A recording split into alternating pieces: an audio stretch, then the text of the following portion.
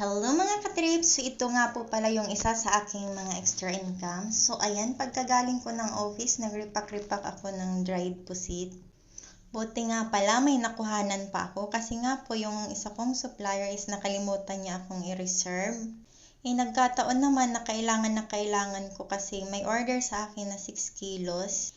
Hinahabol nga po pala na yung oras kasi dadalhin ito sa Legazpi. Kasi nga po, ipapang gift giving daw niya. So, ayan, habol oras tayo, ripak-ripak kahit gabi na. Okay lang yan guys, kinakamay ko kasi nag-disinfect naman ako ng kamay bago ako nag-repack. Para mas mabilis yung galawan natin. Kasi nga po, i-repack ko yan ng tagwa 1/2 kasi yun yung request ng nag-order. So, bali 8 kilos yung aking in-order. May extra lang akong 2 kilo. Paunti-unti lang naman yung tubo ko dyan. So, mas okay na yung merong kang kaunting tubo kaysa sa wala, diba? So, dyan ko nga siya nire-repack sa may ziplock na plastic para mas presentable yung dating niya. Ayan. Kasi nga po, may pagbibigyan daw siya. So, ayan. Para mas maganda siyang tingnan at mas class. Ganarn.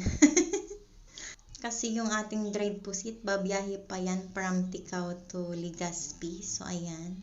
Ayan, yung ganyan karami. 1/2 na po yan, guys. Ayan. Sobrang gaan lang kasi ng pusit, kaya ang dami na ng 1/2.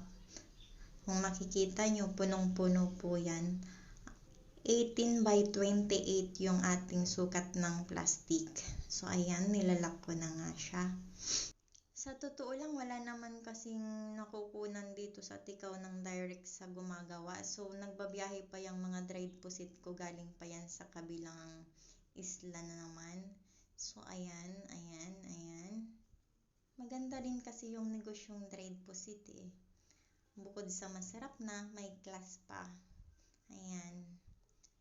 So, dahil 6 kilos yung order natin, magre-repack ako ng 12 packs dahil tago 1/2 yung request ng ating buyer. Tinitimbang ko nga siya ng maigi, hindi baling sumubra, wag lang kumulang para hindi nakakahiya sa ating buyer, para umulit at bumalik-balik pa yung ating mga buyer. So, ganun, dapat hindi sila nadadala sa atin, guys. Ganun dapat tayo magnegosyo, no? Yung wag madadala yung customer natin para balik-balikan tayo. So, ayan na guys, nakapag-repack na tayo. Grabe yung proseso ng dried pusit, no? Bago yun naging ganyan, kung ano pa yung pinagdaanan niya. Thank you for watching. Bye-bye!